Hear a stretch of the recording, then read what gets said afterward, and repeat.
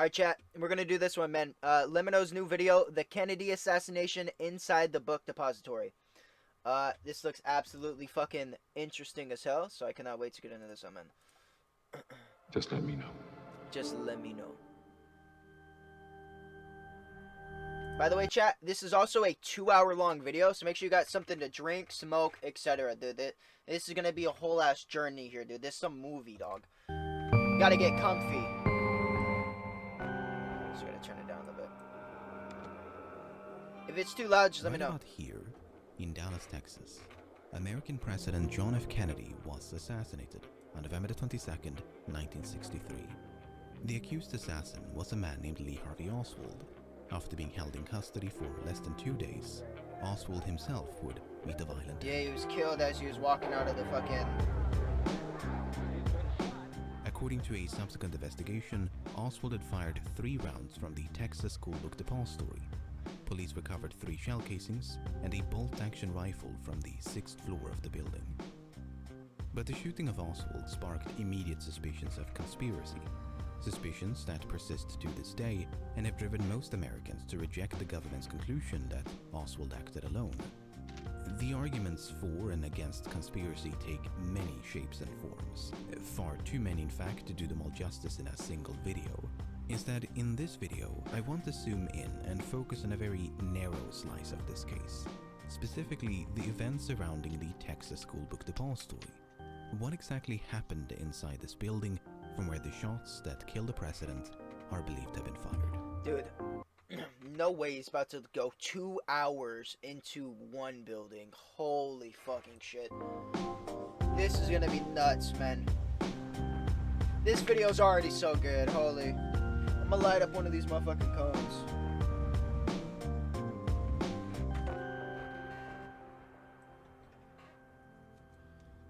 In September of 1963, a young man named Wesley Frazier received a call from an employment agency. There was a potential job opening at the Texas Schoolbook Depository. On September the 13th, Frazier made his way from Irving, Texas, down to central Dallas. He met with Roy Truly, the superintendent of the building, and was hired on the spot. Back in Irving, Frazier lived with his older sister, Leanie Randall. A few houses down the street lived a woman named Ruth Payne. On October the 14th, both Randall and Payne had a cup of coffee at the house of a neighbor. Payne brought along a friend and Russian immigrant named Marina Oswald, the wife of Lee Oswald. Marina could barely speak any English and had been staying with Payne for a few weeks, partly due to her husband's unemployment.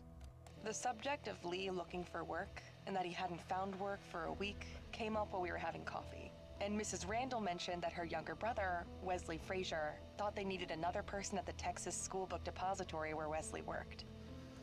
Payne and Marina returned home, spoke with Roy Truly over the phone, and secured a job interview on behalf of Lee Oswald. The following morning, he went down to the book depository and began his first day of work on October the 16th. So, an acquaintance with whom Oswald's wife was currently staying had a casual conversation with a neighbor. That neighbor happened to have a brother who recently got employed at the book depository. This prompted his wife to ask the acquaintance to call the superintendent of the building To get to a inquire job. about any vacancies. Yes. I told Mrs. Payne that to send Oswald down and I would talk to him, that I didn't have anything in mind for him of a permanent nature, but if he was suited, we could possibly use him for a brief time. The position was not only temporary, but only existed due to a temporary shortage of staff. It was the end of our fall rush. If it hadn't existed a week or 2 weeks longer, or if we had not been using some of our regular boys putting down this plywood floor, we would not have had any need for Lee Oswald at that time, which is a tragic thing for me to think about. But it gets even more tragic because Oswald was not the only one to apply for a job. Damn. I might have sent Oswald to work in a warehouse 2 blocks away. Oswald and another fellow reported for work on the same day, and I needed one of them for the depository building. I picked Oswald. If Damn. Oswald was somehow 50-50. entangled in a conspiracy, And the aim of that conspiracy was for him to become employed at the Book Depository. This roundabout sequence of events is a very strange way to go about it. But if it worked, it worked. He's not wrong though. It is very strange. We're already done with chapter 1. Holy shit.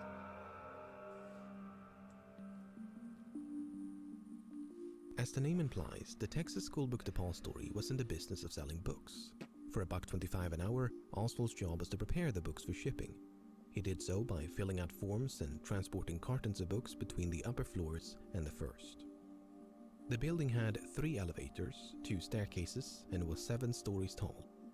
In the northwest corner, 1 stairway and 2 freight elevators provided access to all 7 floors.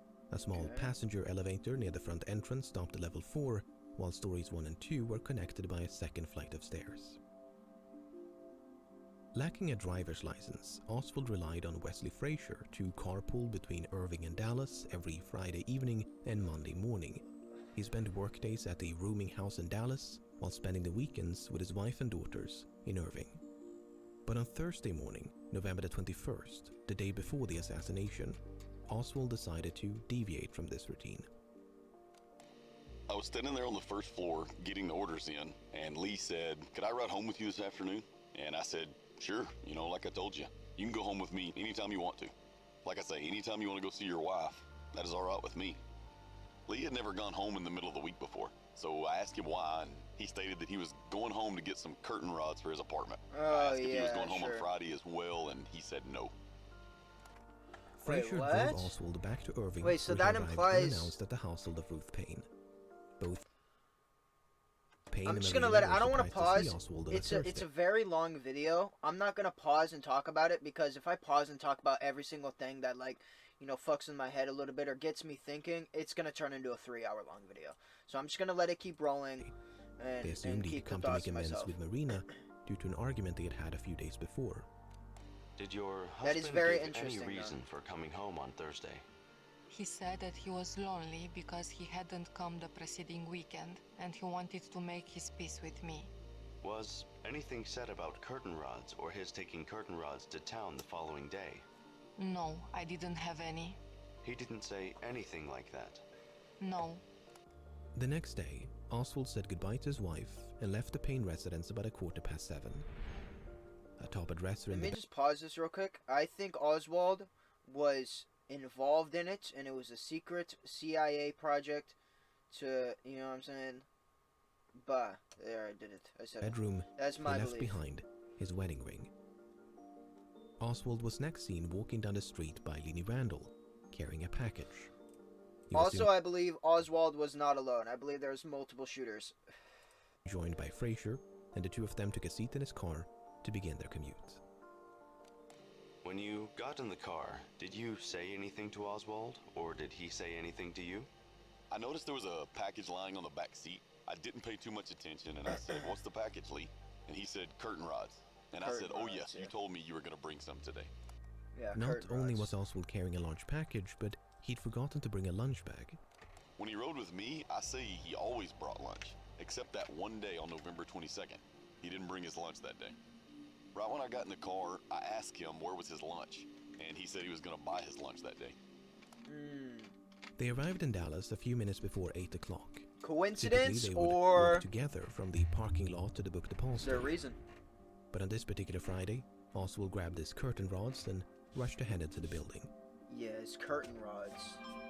It's curtain rods, yeah. It definitely wasn't a fucking rifle. Working on the ground floor, in view of the rear entrance, was their colleague, Jack Doherty. Did you see Oswald come to work that morning? Yes, when he first came into the door. Did he have anything in his hands or arms? Well, not that I could see of. Frazier and Doherty are the only two people known to have seen Oswald entering the building. Frazier says he was carrying a package. Doherty says he was not. Contradictions like this one will become a recurring theme throughout the rest of this video.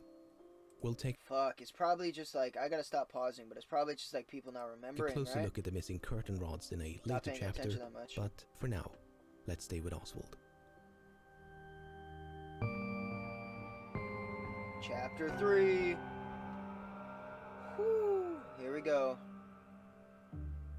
Let me just As say, the morning this route, progressed, Oswald was seen working. the route that they took, there was like, I can't remember what they said, but it was like 10,000, it was like thousands of open windows on the route that they took. Like, the path that they took was hella vulnerable, man. As normal. Roy truly described him as an above-average worker who mostly kept himself. In fact, he was a bit of a mystery to his colleagues. On the way back and forth between Irving and Dallas, did you talk very much to each other? No, sir, not very much. He was one of these types that just didn't talk. I was acquainted with Lee Oswald during the time he was employed at the book depository, but I never did get to know him well. He did not mix with the other employees and did not appear to want to make friends with me or any of the others. Did you ever speak to Oswald? He probably just kept it strictly Yes, sir. business. Did he ever speak to you? No, sir. He never replied to you. No, sir. Would you say he was unfriendly? Yes, sir, I would. But there were exceptions to his reticence, and one of them occurred on this Friday morning. James Jarman was working on the ground floor when he observed Oswald standing at the window facing Goddamn, Elm Street. excuse me. Oswald was standing up in the window, and I went to the window also, and he asked me, what were people gathering around the corner for? And I told him that the president was supposed to pass in the morning, and he asked me did I know which way he was coming. And I told him, yes, he'll probably come down Main and turn on Houston, and then back again on Elm. Then he said, oh, I see. And that was all. Oh, I see. It's a brief yet fascinating moment. It almost seems as though Oswald had no idea that Kennedy would pass by the book depository. This was indeed the case for some of his colleagues. Jarman himself had only been made aware of the fact shortly before he spoke with Oswald. There's no doubt that Oswald knew the president was coming to Dallas, but whether he knew the route of the motorcade is much more difficult to prove. The route of the motorcade had only been finalized a few days before the visit and hinged upon its destination. Wait, what if they had multiple people throughout the entire... No, because they wouldn't know the fucking... They wouldn't know the Kennedy roads, was supposed right? to attend a banquet in Dallas, but no one could agree on a venue. It came down to two options: the Trade Mart northwest of downtown, or the Women's Building to the east. One of the more vocal proponents of the Trade Mart was Texas Governor John Connally, and after much back and forth, he finally got his way on November the 14th. Had the Women's Building been selected, the motorcade would have sped through Dealey Plaza, east on Main Street, significantly further away and perpendicular to the book depository. Not to mention that First Lady Jacqueline would have been seated between the building and the president. The selection of the Trade Mart meant that the motorcade would now head west on Main Street and make these turns through Dealey Plaza to reach the northbound lanes on the freeway. Now, these turns could still have been avoided had the motorcade continued like so and not taken the freeway, but since the freeway was the more scenic and expedient route, it was the more attractive choice. All of that is to say, the success of the assassination Strumman, was largely fucking louder. dependent upon the selection of the Trade Mart. It might therefore be tempting to cast suspicion upon Governor Connally, but it should be noted that he rode in the presidential limousine along with the Kennedys and suffered grave injuries during the Yeah, he died. He was also killed, I believe. Because he was shot also. Not Wait, only no. I don't know if he was killed. He was shot through... Fuck. The bullet allegedly went through the back of... No. I can't remember exactly what it did. It went through Kennedy and then hit this guy in his back and then shot through his leg and out of his leg. but I'm pretty Connally sure. was actually opposed I to can't a 100% motorcade remember. and I favored a hope they more talk about direct it. route from the airport to the Trade Mart, a brief trip that would have bypassed Dealey Plaza altogether. He was unfortunately overruled by Kennedy himself, who wanted to see and be seen by the people of Dallas. Okay, so all that was happening behind the scenes, but as far as the public was aware, there wasn't even going to be a motorcade. As late as November the 15th, the Dallas Morning News reported that a motorcade seemed unlikely. But the very next day, the parade was finally confirmed. While the precise route followed by maps and detailed descriptions was not officially disclosed until November the 19th, someone familiar with Dallas could have approximated the route a few days in advance. That is to say, the earliest point a member of the public could have deduced that Kennedy would be driven past the book depository was November the 16th, less than a week before the visit. There's a good chance that Oswald saw these articles because he'd been observed reading political columns in the very same newspapers. Furthermore, we know from other aspects of Oswald's life that he was politically inclined. Well, I have studied Marxist philosophy, yes, sir, and also other philosophers. But are you a Marxist? I think you did admit on an earlier radio interview that you consider yourself I don't know what a a Marxist. I would very Marxist definitely means. say that I am a Marxist. That is correct. But that does not mean, however, that I'm a communist. What is the difference between the two? Well, there's a great deal of difference. Several American parties in several countries are based on Marxism, such as Ghana. Certain countries have characteristics of a socialist system, such as Great Britain with its socialized medicine. These, then, are the differences between an outright communist country and countries which adhere to leftist or Marxist principles. Conversely, a lack of interest in politics is precisely why at least one of Oswald's colleagues remained oblivious to the motorcade. So while it's understandable for someone apolitical to be taken off guard by a presidential visit, it makes far less sense for someone like Oswald. On November 21st, the day before the assassination that you were describing, was there any discussion between you and your husband about President Kennedy's trip or proposed trip to Texas, Dallas, and the Fort Worth area? I asked Lee whether he knew where the president would speak and told him that I would very much like to hear him and to see him. I asked him how this could be done, but he said he didn't know how to do that and didn't enlarge any further on the subject. Had there ever This been... was also somewhat unusual, his lack of desire to talk about that subject any further. How did you think it was unusual? Could you explain that? The fact that He was he one didn't of the talk a lot about pawns in it, dude. he merely said something as an answer and did not have any further comments. Do you mean by that, usually he would discuss a matter of that kind and show considerable interest? Yes, of course. He would have told me who would be there and where this would take place. We'll never know what Oswald was thinking when he spoke with James Jarman shortly before the assassination. We'll never truly know, but we can worth make speculations like he didn't want her to be there when it was all going down. Repeating, though, that Oswald was hired on October the 15th. That's a full month before the By the way, motive it's all had been speculation. decided, It's all speculation. let alone announced And like to the allegedly public. or whatever the fuck you have to say.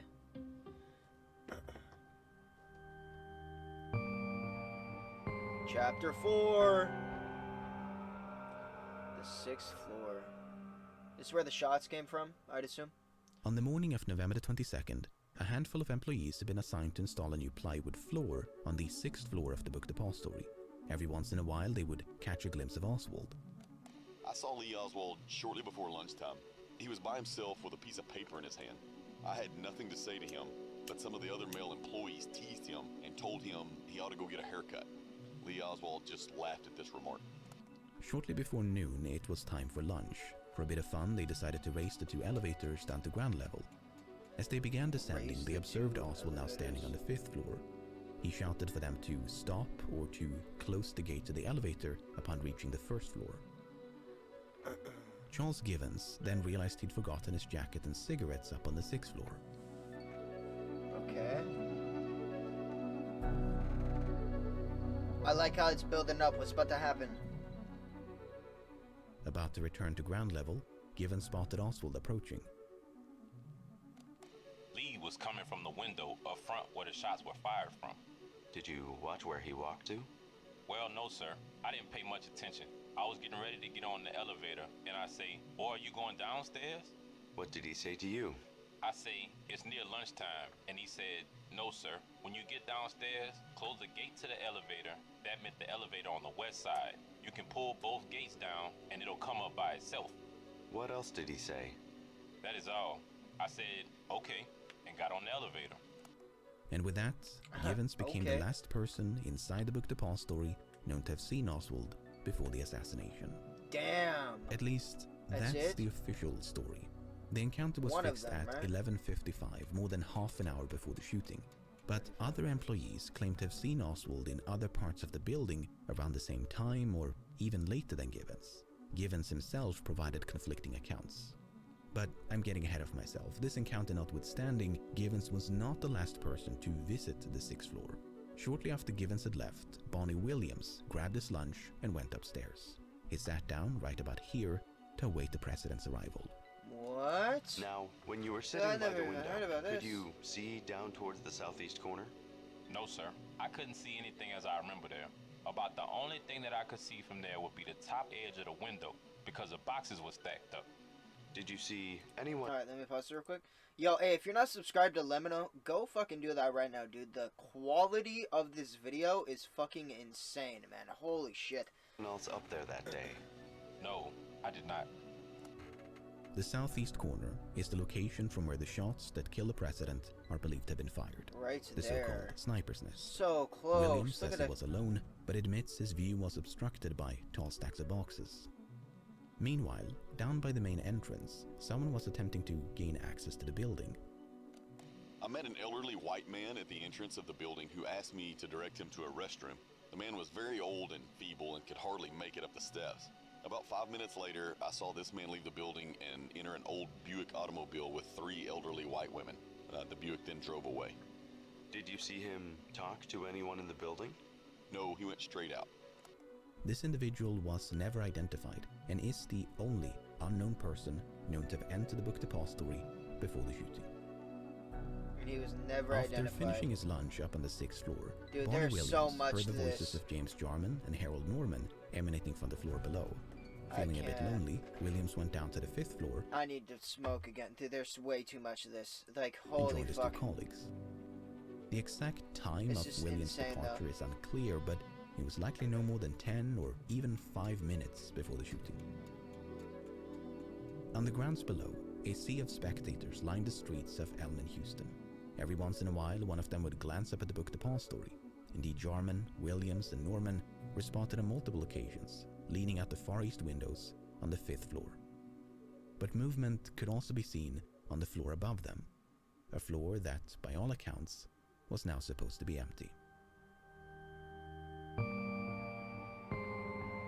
Chapter 5, the shooting. Here we go. It's not gonna actually show the shooting, right? Yeah, there's no way they actually show the real video. Like, there's no way. Awaiting the motorcade by the east curb of Houston was a young, By the way, if you newlywed haven't couple watched that named video, Arnold and Barbara Rowland. the real footage, don't go watch it, man. It's very disturbing. It's not worth watching, to be 100% Some honest. 15 minutes before the shooting, Arnold spotted a white man in the westernmost window on the 6th floor of the book depository. The man was holding a rifle, his gaze locked at Houston. Despite standing a few meters away from an officer, Arnold chose not to report the gunman. What? Did it ever enter your mind that you should go and tell the policeman of this sight or this vision that you had seen? Really, it didn't. It never entered your mind. I never dreamed of anything such as that. Bro, what the fuck? This fucking bozo. Okay, you didn't see shit, buddy. Shut the fuck up. He's a liar. I must honestly say, my opinion was based on movies I have seen. On the attempted assassination of Theodore Roosevelt, and the other one, Franklin Roosevelt. And both of these had Secret Service men up in windows or on top of the buildings with rifles. And this is how my opinion was based, and why it didn't alarm me. Perhaps if I had been older and had more experience in life, it might have made a difference. It very well could have. Do you ever have reoccurring dreams, sir? What? Do you ever have reoccurring dreams? Yes. This is a reoccurring dream of mine, sir. All the time. What if I told someone about it? I knew about it enough in advance, and perhaps it could have been prevented. I mean, this is something which shakes me up at times. If Damn, Roland's son. recollection is accurate, it stands in direct conflict with that of Bonnie Williams, who claimed to have eaten lunch on the same floor at the same time. Williams neither saw nor heard anyone, despite having an unobstructed Two is view down right. to the southwest corner of the building, where Roland claimed to Oh, have I seen the gun. see. On the A right. few minutes later, a different spectator named Yeah, Harold that guy's Brennan lying. spotted a white man This guy's lying. pacing to and fro the easternmost window on the 6th floor. At 12:30, the presidential limousine emerged from behind a building and began driving north on Houston. As the car made a sharp left turn at Elm, a high school student named Amos Ewens glanced up at the book depository and caught sight of a protruding metal rod.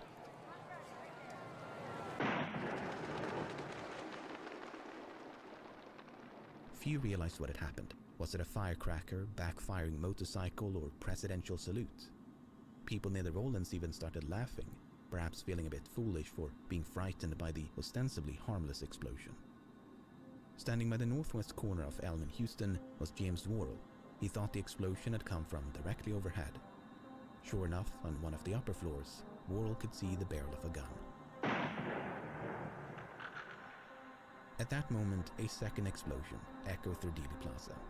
Worrell and Ewens witnessed the recoil and muzzle flash of the rifle in concurrence with the sound. I believe these two guys. Brennan had That yet to guy's realize lying what was over there. happening. He thought a firecracker had been thrown from the book Depository. He looked up, and the man he'd seen pacing only minutes before was now aiming down the sights of a rifle.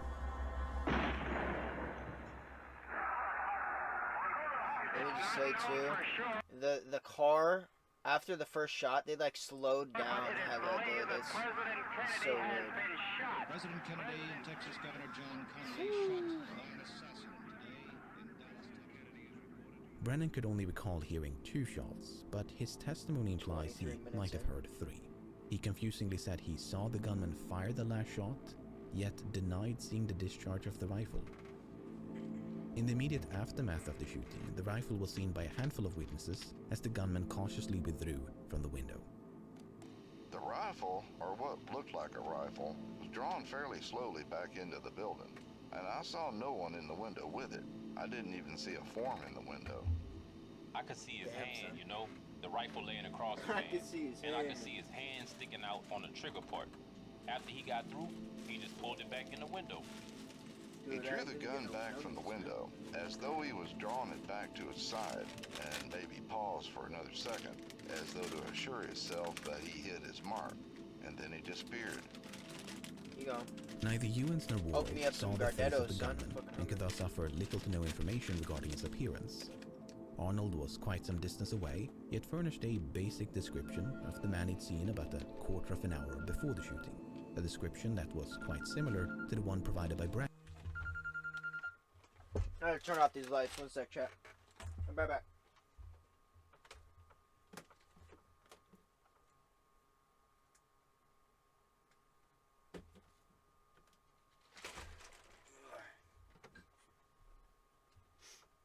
Alright. Brennan, who got the best look at the gunman. Taken together, these accounts paint a picture of an assassin on the 6th floor of the book Depository, taking aim with a rifle and firing at the president from the sniper's nest. But other accounts leave room for a bit of doubt.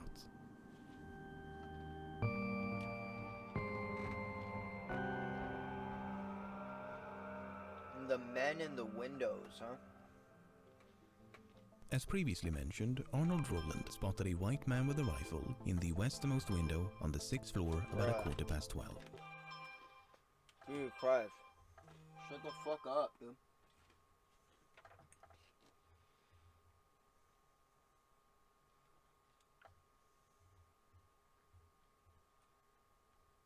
One sec, chat. Sorry.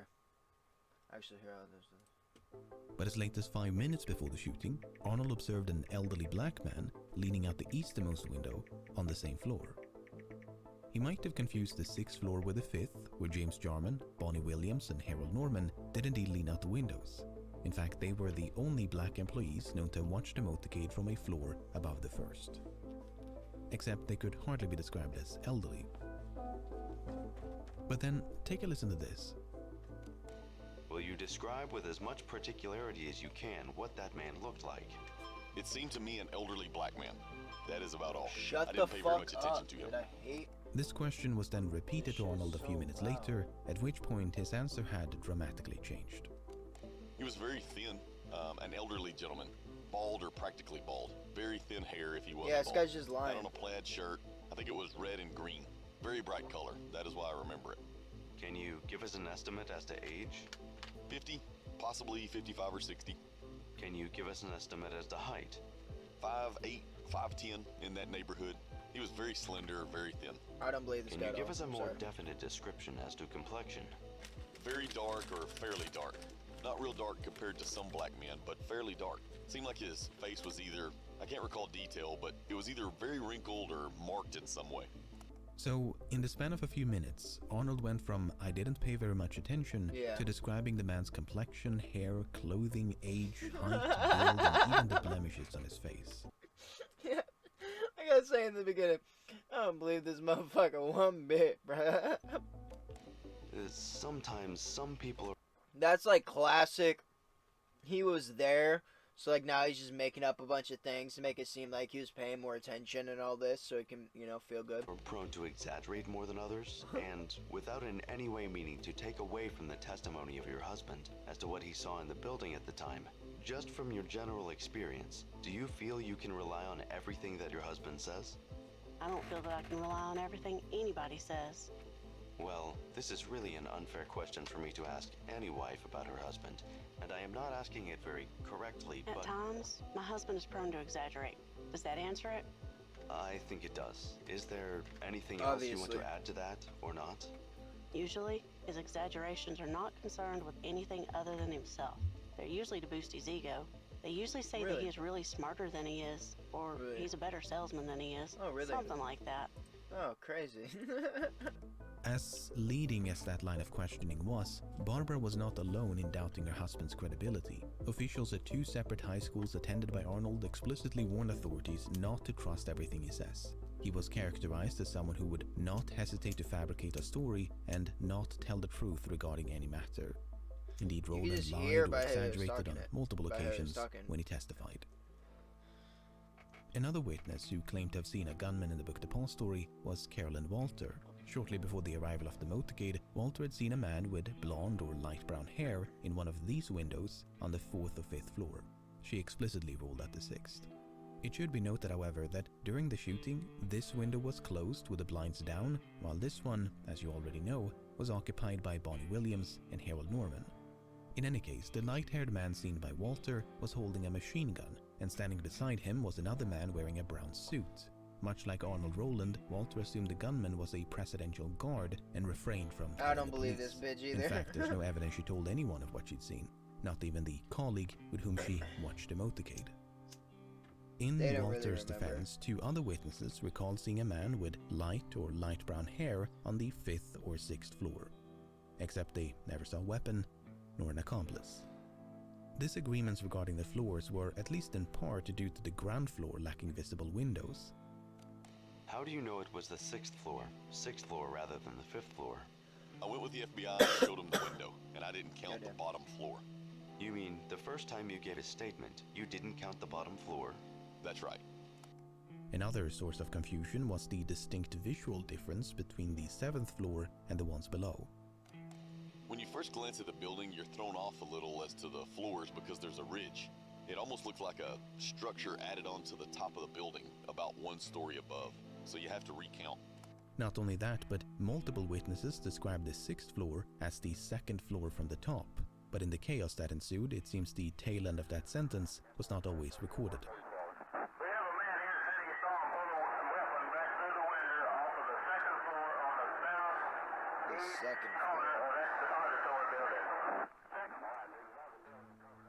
Amos Ewens is another curious witness because even though he never saw the gunman's face, he did see the top of his head. God damn it. Somehow. What did you see in the building? The top of his head? I saw a bald spot on this man's head. Trying to look out the Bro, window. what? He had a bald spot on his head. Yo, I what? was looking at the bald spot. Oswald did not have a bald spot. Yo, he was what? thinning a bit in the front, but otherwise had a full head of hair. But the strength of Ewan's account is somewhat diminished by his inability to recall much of anything else. Could you tell whether he was a black gentleman or a white man? No, sir. Couldn't even tell that, but you have described that he had a bald spot in his head. Yes, sir. I could see the bald spot in his head. Bro, why? Could you tell what color hair he had? No, sir. Could you tell whether Just his the hair bald was dark spot. or light? No, sir. Long after the assassination, 15 years to be precise, a journalist working for the Dallas Morning News tracked down a man named Johnny Powell. Powell had supposedly seen 2 men fiddling with a scope on a rifle in the sniper's nest. He described their complexion as darker than white, but that was about it. Once again, one has to wonder if he confused the gunmen with Jarman, Williams, and Norman on the floor below. I mean, after 15 years of silence, there's no telling how Powell's memory could have been distorted. Yeah, real and true. A good example of such distortion is Richard Carr. A few minutes before the shooting, Carr had been standing roughly here when he spotted a man on the 7th floor of the book Depository, all the way over here. hat? What? The man was white and wore a hat, glasses, and sport coat.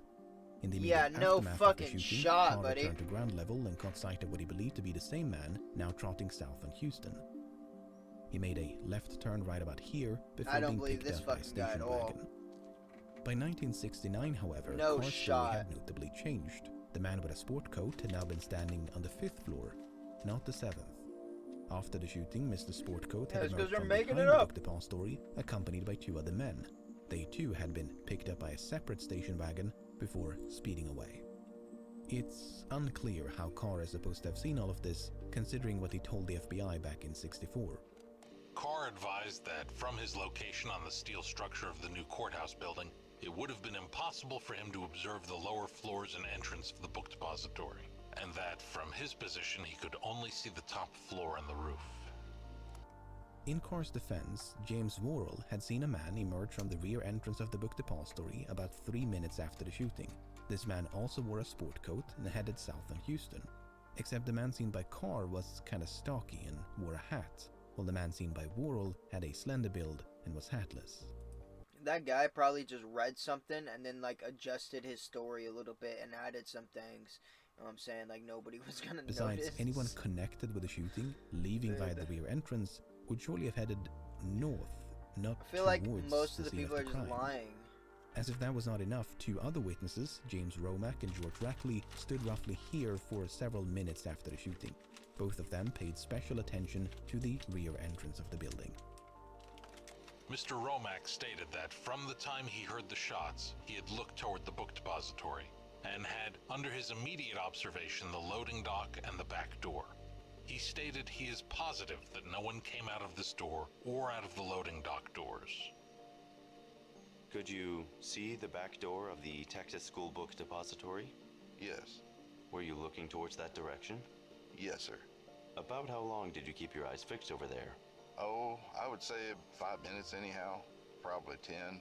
I was looking up that way at all times. Did you see any people leave the Texas School Book Depository by way of the rear exit? No, sir. Did you see any people running north on Houston Street? No, sir. Unfortunately, conflicting accounts were not limited to the book depository. Among the hundreds of witnesses in the vicinity of Dealey Plaza, nothing was as disputed as the number and origin of the gunshots. Governor Conley was holding his stomach. And the shots were almost simultaneously, weren't they? Yes, sir. They were probably 10 seconds apart. Do you know who fired the third shot? I didn't hear a third. I don't recall a third shot. There may have been. I think there was way more than. I think there was more than 3 shots. And personally. I don't recall a third shot. I just couldn't. I'm not certain of that. I do know I heard 2 shots. Yeah, I heard 3. I know You there were heard 3. Well, yeah, I said to Jerry after the second shot, I said, "My God, those are gunshots."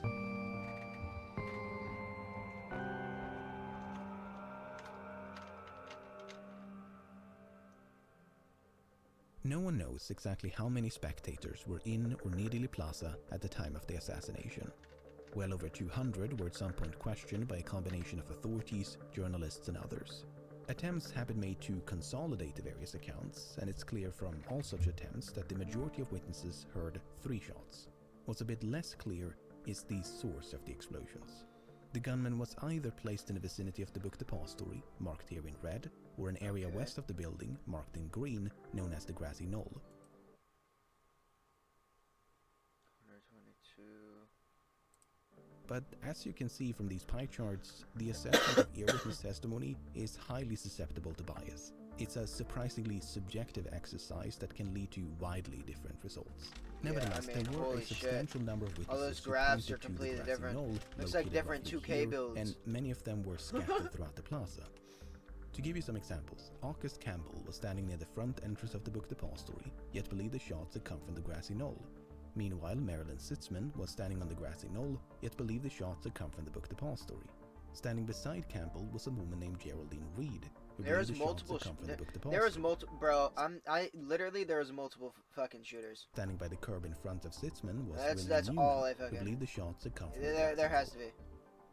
be. One might How long therefore is the video conclude over? that there must have been 2 Dude, stress. assassins, An one in hour? the book depository and one on the grassy knoll. An hour? Indeed, countless authors and even a congressional investigation have done precisely that. Now, the scope of this video is not nearly exhaustive enough for me to attempt any conclusions regarding a second gunman, but I do want to leave you with this. You might have seen these unlabeled blue slices before. It's not unlabeled. This is different 2K builds. That's what this is. This is different 2K builds. Well, that's how many witnesses heard gunshots coming from multiple directions. That is to say, next to no one did. Bruh, it's a long video. I said. East or west, not both. Mr. Campbell believed the noise came from away from the book depository. This illusion, he explained, may have been due to the sound bouncing off the building and other objects in the vicinity. August Campbell was far from alone in being deceived by the pronounced echoes of the gunshots. Where did the noises or shots sound to you like they came from? It was hard to tell because they had an echo, you know. There was actually 2 explosions with each one. Yeah. There was the shot and then the echo from it. So it was hard to tell. There was 2 shooters, son. I'm telling you. There was 2 shooters, son. All over. In other words, that square is kind of, it had a sound all over. The sounds came either from up against the school depository building or near the mouth of the triple underpass. I had worked in this watchtower for some 10 or 12 years and was there during the time they were renovating the school depository building, and had noticed at that time the similarity of sounds occurring in either of those 2 locations. There's a reverberation which takes place from either location. This auditory illusion was not a fluke. Not only did the buildings surrounding Dealey Plaza act as an echo chamber, but even experienced hunters can struggle to pinpoint the number and look at all the origin of different gunshots buildings. by sound alone. Here's a quote from a book on that very topic, published a few years before the assassination. Little credence should be put in what anyone says about a shot or even the number of shots. These things coming upon a person suddenly are generally extremely inaccurately recorded in their memory. One of the authors asked one deer hunter last fall how many shots another hunter less than 100 yards away had fired. The answer was 5. Actually, only 2 shots were fired.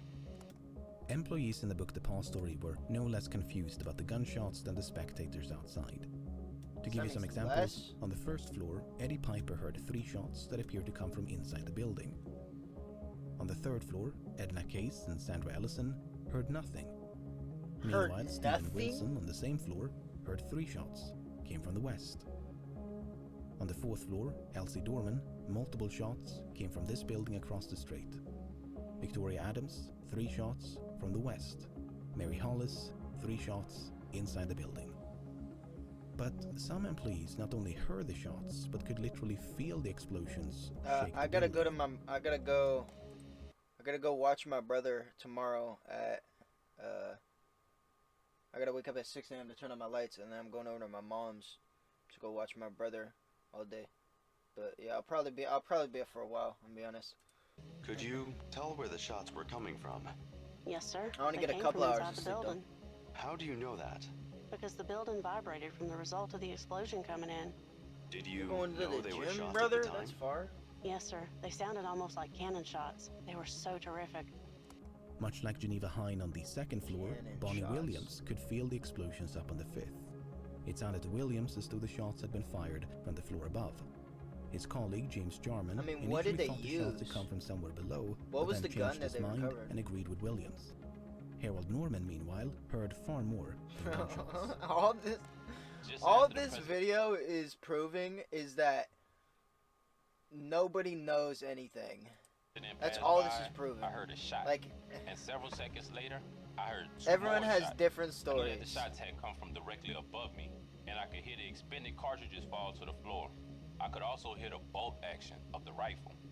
The explosions shook the building, and a piece of loose plaster or dirt was dislodged from the ledge above and struck Williams in the head. Meanwhile, spectators on the streets below could see them leaning out the windows, looking up at the 6th floor. I just looked straight up ahead of me, which would have been looking at the school book depository, and I noticed 2 black men in a window, straining to see directly above them, and my eyes followed right up to the window above them, and I saw the rifle, or what looked like a rifle. Frightened and somewhat entranced by the pandemonium outside, the 3 men remained on the 5th floor for several minutes. Meanwhile, the apparent assassin upstairs was now in a race against time. Yep. Did you hear anything upstairs at all? No, sir. I didn't hear anything. Any footsteps? No, sir. Probably. The reason we didn't hear anything is because, you know, after the shots, we were running too, and that was making a louder noise. Why didn't you go up to the 6th floor? I really don't know. We just never did think about it. Maybe it's because we were frightened. We was running too. That's a great fucking point. Chapter 8, The Escape. When the shooting began, motorcycle policeman Marion Baker had just made a right turn from Main Street to Houston. Right turn. Baker recognized the explosions as gunfire and could see a flock of pigeons fluttering above 2 buildings further up ahead. Baker made a split-second decision and headed for the book Depository. No way, this person's about to... Once inside, he was greeted by Roy Truly. Truly directed Baker to the elevators, but neither was available. Dude, we get to see like He pressed the button while shouting up the elevator shaft for someone like upstairs to FBI close or the gate. whatever? Secret No Service? response. Instead, they began running up the stairs.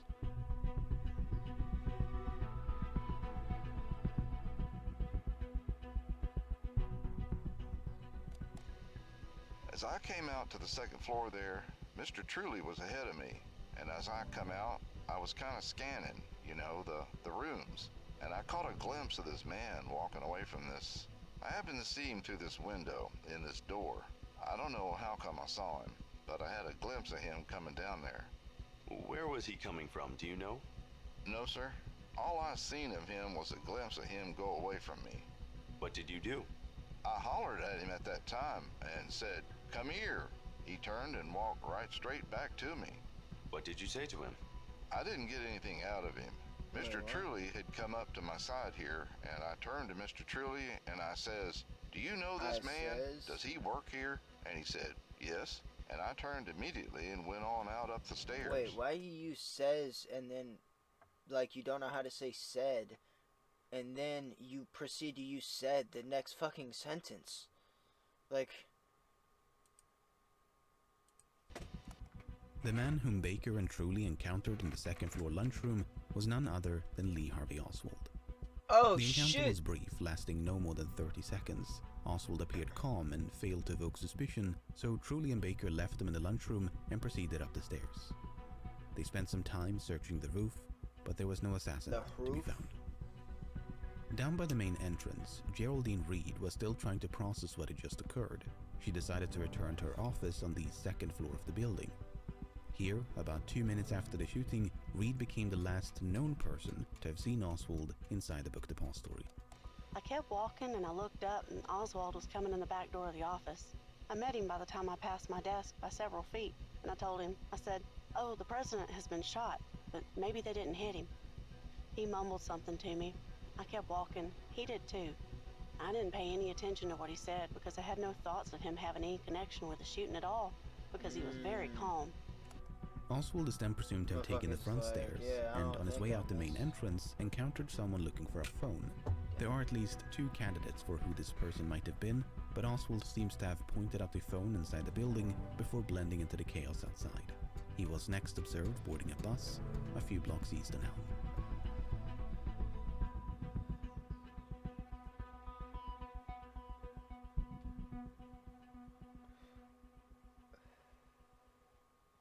Nearly 4 months after the assassination, Truly and Baker participated in a crude reconstruction of the shooting to time their movements. The experiment was repeated twice. On the first attempt, it took them 1 minute and 30 seconds to reach the 2nd floor lunchroom. Then, 1 minute and 15 seconds. Oh, These they're out here time speed trials running. were primarily conducted to determine whether Oswald could have fired the shots from the 6th floor and then gone still down to made the it down to lunchroom. the 2nd in time for his encounter with Truly and Baker.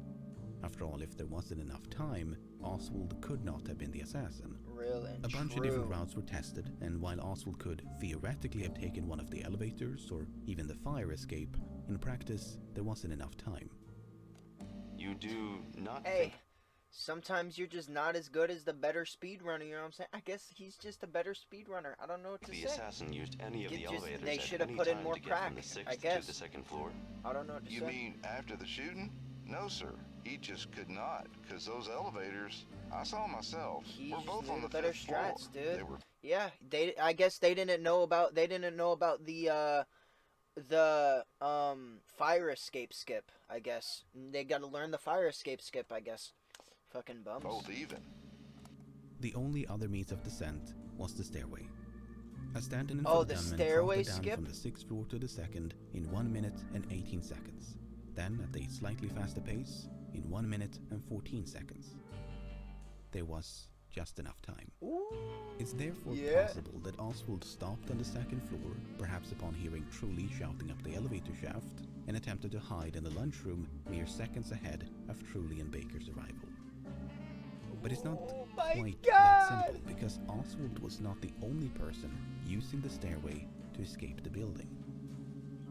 He had to have used the fire escape. I'm putting my money on the fire escape skip.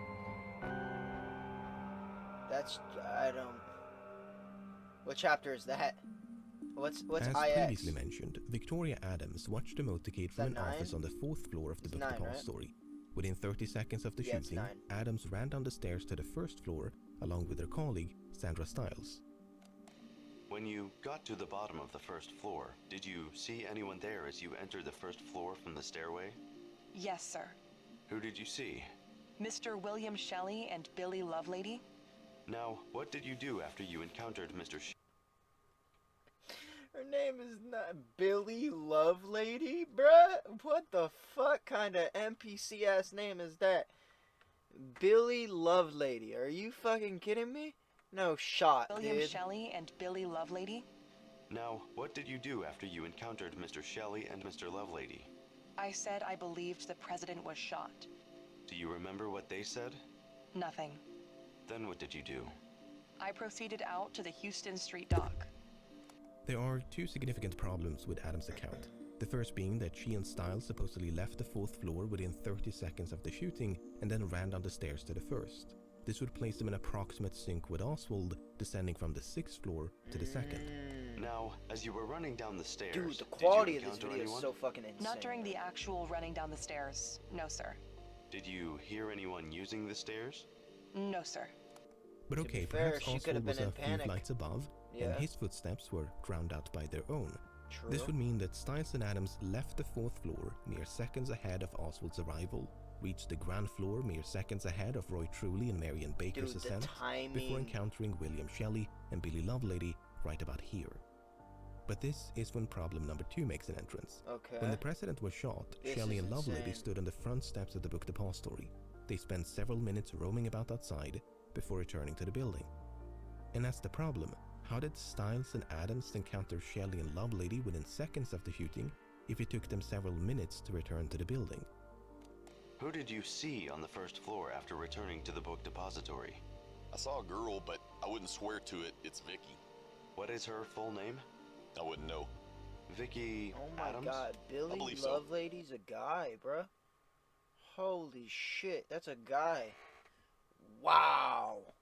Yo, anybody else see that coming? I didn't see that coming, bro. I swear to God, I thought it was a girl with a guy's name. Swear to God. Swear to God. Would you say it was Vicky you saw? I couldn't They swear. said Mister. Where was the girl? I missed it. I don't guess. remember what place she was, but I remember seeing a girl and she was talking to Shelley or saw Shelley or something. Shelley could recall no such incident.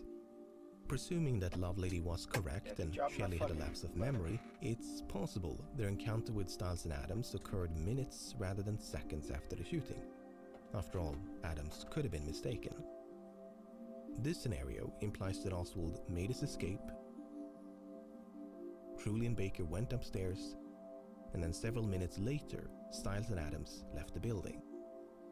But it's not quite that simple. It's Watching never the quite motorcade that simple. alongside Stiles and There's always Adams was another their thing. supervisor, He's always just gonna add another fucking thing because there's still an Dorothy hour Garner. left. Miss Garner Jesus stated this Christ. morning that after Miss Adams went downstairs, Miss Garner, saw Mr. Truly and the policeman come up. Not only does this account corroborate that of Adams, meaning they left within seconds, not minutes, but it implies that Garner was in a position to observe the stairway from somewhere on the 4th floor. In spite of this, Garner made no mention of seeing Oswald scampering down the stairs, between Stiles and Adams' departure and Truly and Baker's arrival. What makes this conflict so difficult to resolve is that neither Stiles nor Garner were called to testify. We have but a few brief statements of what they witnessed. All we know about Sandra Stiles is that she went down the stairs with Adams. Did it happen within seconds of the shooting? We don't know. Did she see or hear anyone else while running down the stairs? We don't know. Did she encounter Shelley and Lovelady on the first floor? I don't believe this bitch. We don't know. Authorities appear to have presumed Adams unreliable and then ignored the witnesses who could have easily refuted or confirmed that presumption. Yeah, I'm having too much fun. A simple reenactment like the one granted Truly and Baker could have saying gone I a long don't way to believe all resolve these this random issue. motherfuckers. So many But I feel like it so many never people happened. just made it up, right? Many Like, decades so many of these after people the had to have just assassination, made it up. author Barry And Ernest was made able up to track down stories, Sandra 'cause they were Stiles, fucking Dorothy there, Garner, and and they wanted Victoria to feel Adams. involved. Stiles confirmed that she and Adams left the window within seconds of the shooting, but she doesn't explicitly say they left the 4th floor within seconds. In any case, as they moved quickly down the stairs, she heard no footfall apart from their own. Garner confirmed she never witnessed the descent of Oswald, despite seeing Truly and Baker heading upstairs. Adams went a bit further and accused investigators of tampering with their testimony. I'm beginning to wonder if the Shelley and Lovelady encounter was inserted into my testimony later. I remember saying to a fairly big black man inside the building, right near the loading dock, right after I got down the stairs, that I thought the president may have been shot. Sandra Stiles apparently told Ernest something similar. A few people were milling around on the first floor. One was a black man. Shelley and Lovelady were definitely not on the first floor when we got there. The only black employees who could have possibly made it to the rear stairway in time were Carl Jones, Roy Lewis, Eddie Piper, and Troy West. What you see here are their approximate positions at the time of the shooting, but during the seconds and minutes that followed, only Piper is known to have paid any attention to the stairs in the back. As soon as the shooting began, Piper crossed the first floor to get a better view of a clock. He remained in roughly this location until he observed Truly and Baker running up the stairs. Am I going to look at the time, bruh? Had anybody come down the steps before Truly and Baker went up the steps? No, sir. Did Vicky Adams come down before Truly and Baker went up the steps? No, sir. No, sir. She didn't do it. Remember James Romack and George Rackley? I mean, I wouldn't blame you if you don't. There's like 100 different names to keep track of, but... Yeah, I know. Okay. Thank you for fucking pointing that out. Yeah. One of these guys is the guy who was like, I was watching the back door the entire time for like 10 minutes, bro. Nobody came out the fucking door. They were the ones who failed to was, spot though. anyone leaving the book depository via the rear entrance for several minutes after the shooting. Well, the thing is, according to both Stiles and Adams, they left the book depository via the rear entrance upon reaching the first floor. So if Romack and Rackley are to be believed, then, once again, the descent of Stiles and Adams must have taken place minutes rather than seconds after the shooting. Not only that, but when Sandra Stiles was contacted by another researcher, she apparently expressed great uncertainty regarding the stairwell descent and thought it might in fact have occurred a couple of minutes after the shooting. I don't know what to make of all this. The conspiracy crowd will, of course, amplify the more suspicious elements, while those who support the official narrative will focus on that which discredits Adams. But ultimately, we don't know the exact timeline of events. It's difficult enough to pin down the minute-by-minute chronology. Once you get down to seconds, there's a lot of guesswork at play. The time trials by Truly and Baker gives us a rough estimate, but that's not cast in stone. They could have easily been a bit faster, a bit slower. So too could have Shelley, Lovelady, Garner, Stiles, Adams, and Oswald. Would you say that the reconstruction that we did on March the everything's 20th was literally a minimum just or a estimation. maximum time? Oh, I would say that would be the minimum time. We did everything that I did that day, and this would be the minimum time, because I'm sure that it took me a little longer. I must also mention that we don't know much about the layout of the 4th floor beyond this crude schematic. If the other floors are any indication, much of this space was occupied by bookshelves and tall stacks of boxes. This is significant because Dorothy Garner never actually saw Stiles and Adams enter the stairway. She only heard footsteps of what she presumed to be them running down the stairs.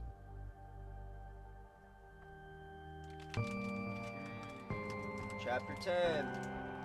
The Sniper's Nest. Yes, Back to interesting stuff, dude. We were like coasting for 20 minutes of like people who were just Following lying. a quick sweep of the roof, Roy Trolley and Marion Baker returned to the ground floor of the book depository.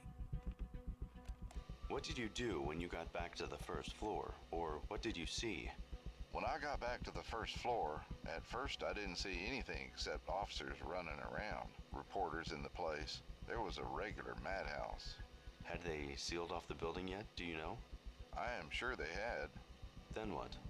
Then, in a few minutes, it could have been moments or minutes at a time like that, I noticed some of my boys were over in the west corner of the shipping department, and there were several officers over there taking their names and addresses and so forth. I noticed that Lee Oswald was not among these boys. Oswald was not the only absentee, but he was the only one whom Trolley knew for a fact had left the building after the shooting. Meanwhile, on the 6th floor, a stack of boxes in the southeast corner attracted the attention of Deputy Luke Mooney. I went straight across to the southeast corner of the building, and I saw these high boxes, and the minute I squeezed between these two stacks of boxes, I had to turn myself sideways to get in there. That is when I saw the expended shells, and the boxes that were stacked up looked to be a rest for the weapon. 2 windows west of the sniper's nest, authorities found a bottle of Dr. Pepper and some chicken bones, leftovers from the lunch eaten by Bonnie Williams shortly before the assassination. But according to some officers, including Mooney, remains of a similar meal were also found in the sniper's nest. Does this photograph show any place where you saw the chicken bone? If I recall correctly, the chicken bone could have been laying on this box, or it might have been laying on this box right here. There was one of them partially eaten, and there was a little small paper poke. By poke, you mean a paper sack? Right. The assassin could just maybe take one step and lay it over there, if he was the one that put it there. In spite of this, no such items were ever photographed. Wait, Apart what? from the sack of chicken bones found here, there are no records of leftovers being recovered from anywhere else near the sniper's nest. Now, did you see a chicken bone over near the boxes in the southeast corner? I don't believe there was one there. You find eaten like chicken? Couldn't they do like DNA sample or something, bruh? There's no way. You didn't see any. One witness, a deputy sheriff named Luke Mooney, It's like, said he found chicken. a piece of chicken partly eaten on top of one of Push the it off? boxes. Like, what the Did fuck? you see anything like that? No, Was anything like that called to your attention? I can't recall anything like that. But So the it guy's wasn't lying just the then? chicken Dude, bones, there's there too were much. similar disagreements regarding the 3 cartridge cases. According to Mooney, Dallas Police Captain William Fritz tampered with the evidence. Are those the empty shells you found? Yes, sir. Now, will you take this marker and encircle the shells? All right. They were turned over to Captain Fritz? Yes, sir. He was the first officer that picked him up, as far as I know. He As I tampered stood with there the and watched him evidence. go over That's and pick crazy. him up and look at him. Is this the position of the cartridges, as shown in this photograph, as you saw them? Yes, sir. That is just about the way they were laying. To the best of my knowledge, I do know there was one further away, and these other 2 were relatively close to each other on this particular area. But these cartridges, this one and this one, looks like they are further apart than they actually was. Now, I didn't quite understand. Did you say that it was your memory that A and B were not that close together? Just from my memory, it seems that this cartridge ought to have been over this way a little further. You mean the B cartridge should be closer to the C? Closer to the C. Yes, sir. Mooney did not explicitly state, but strongly implied that Captain Fritz moved at least one of the cartridge cases before they were photographed. According to Fritz, he did everything by the book. I told him not to move the cartridges, not to touch anything till we could get the crime lab to take pictures of them, Yeah, just as they were obviously. lying there. And I left an officer assigned there to see that that was done. And the crime lab came almost immediately and took pictures and dusted the shells for prints. Amidst the swarm of officers canvassing the 6th floor was a lone journalist by the name of Thomas Ollier. Ollier was equipped with a camera and actually filmed much of the frantic search effort. Okay. About 3 decades That's later, crazy. Ollier made some rather startling claims that were largely consistent with, but also expanded upon those made by Mooney. After filming the casings, I asked Captain Fritz, who was standing at my side, if I could go behind the barricade and get a close-up shot of the casings. He told me that it would be better if I got my shots from outside the barricade. He then rounded the pile of boxes and entered the enclosure. This was the first time anybody walked between the barricade and the windows. Fritz then walked to the casings, picked them up, and held them in his hand over the top of the boxes for me to get a close-up shot of the evidence.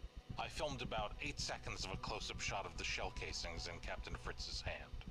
While these alleged portions of Ollier's film have never You surfaced, fucking preservation bozo. took a back seat while the film was being He's prepared like, yeah, for it's here, broadcast. here, Portions and of the here. film were carelessly I just chopped put up 'em back and where I discarded, remember and picking 'em up. fragmentary clips are all that remains today. In any case, after supposedly filming the casings in the hand of Captain Fritz, Ollier recalled how they were deceitfully returned to the floor. Over 30 minutes later, Captain Fritz reached into his pocket and handed the casings to Detective Robert Studebaker. Studebaker never saw the original placement of the casings, so he tossed them on the floor and photographed them. To counterbalance these allegations of foul play, I must also mention that there were those who found nothing amiss about the cartridge cases. Did you see a picture taken of the hulls? Yes, sir. When the picture was taken, were the hulls in the same position as when you had first seen them? Yes, sir, they were. Even Mooney sort of agreed that the casings had not been moved, immediately after explaining that they had been moved. In the testimony we heard a few minutes ago, Mooney was shown this Dude, photograph. why is everyone He then lying? examined this one, taken from a different angle, before being shown this one. Now, these two are just differently cropped copies of the same photograph. I have another picture. Here is a picture taken, also from another angle. Does that show the cartridges? Yes, sir. Now, compare that with the other photograph. Yes, sir. Is that about the way it looked? Yes, sir. It's That is literally right. the same. It sure is. It's the exact same. That doesn't really gel with the casing supposedly being picked up and haphazardly tossed back on the floor, as Yeah, Thomas really Ollier would true. claim decades later. While there are question marks surrounding the chicken bones and cartridge cases, there can be no doubt that some of the boxes in the sniper's nest were moved prior to being photographed. Do you have any pictures of the boxes near the window before they were moved, other than those you have showed me? Just these two. Then you don't have any pictures taken of the boxes before they were moved? No. Now, I will show you another picture. Was that taken by you? Yes. Does that show the position of the boxes before or after they were moved? That's after they were dusted. There's fingerprint dust on every box. And they were not in that position then when you first saw them? No. Several minutes after the sniper's nest was discovered, a bolt-action rifle was found between two rows of boxes near the stairway. Now, there was some initial confusion regarding its make and model. Some thought it looked like a Mauser, but upon closer inspection it was identified as an Italian Carcano. The officer who misidentified the rifle later explained that he did so at a glance. However, over a decade after the assassination in 1976, a former deputy sheriff by the name of Roger Craig claimed to have seen the marking 7.65 Mauser stamped right on the barrel of the rifle. To some, this is evidence that a Mauser was in fact discovered on the 6th floor before being swapped for a Carcano. But Craig was the only person to make this specific claim, did so many years after the assassination, and after telling a journalist the following. Did you handle that rifle on the 6th floor? Yes, I did. I couldn't give its name because I don't know foreign rifles. I know it was foreign made, and you loaded it downward into a built-in clip. But there was another rifle, a Mauser, found up on the roof of the depository that afternoon. There were no reports of a Mauser being drop found my in the fucking booth soda, either. son. Besides, the only rifle seen in the film taken by Thomas Ollier is unmistakably a Carcano.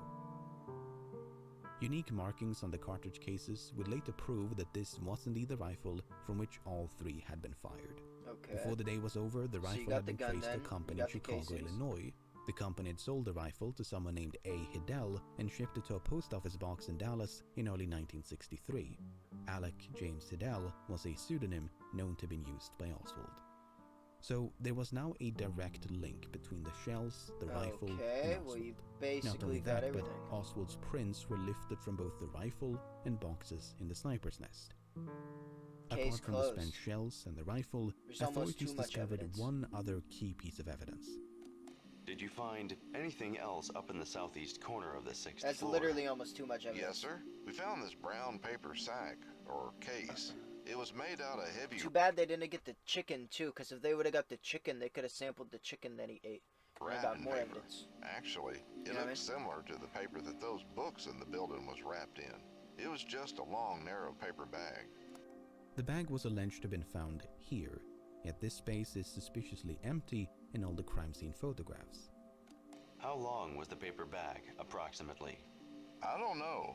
I picked it up and dusted it for prints, and they took it down there and sent it to Washington. And that's the last I'd seen of it, and I don't know. Did you take a picture of it before you picked it up? It's a fucking bag. No. Does that sack show in any of the pictures you took? No, it doesn't show in any of the pictures. Detective Robert Studebaker, who had been working as a forensic assistant for less than 2 months, neglected to explain why he never photographed the bag. In Studebaker's defense, no one was on the lookout for a brown paper bag. Yeah, no Assassin, sure, rifle, casings, absolutely, but some debris in a dark-lit corner of the room. It wasn't until the bag was picked up and inspected that its significance became apparent. Do you remember anything about what the sack looked like? Well, it was assumed at the time that it was the sack that the rifle was wrapped up in when it was brought into the building, and it appeared that it could have been used for that. Now, as you may recall, Oh my god. The motherfucking curtains, son. It's the bag for the curtains. Frazier drove Oswald back to Irving on November 21st to pick up some curtain rods. The following morning, Oswald was seen carrying a package by both Frazier and his sister, Linnie Randall.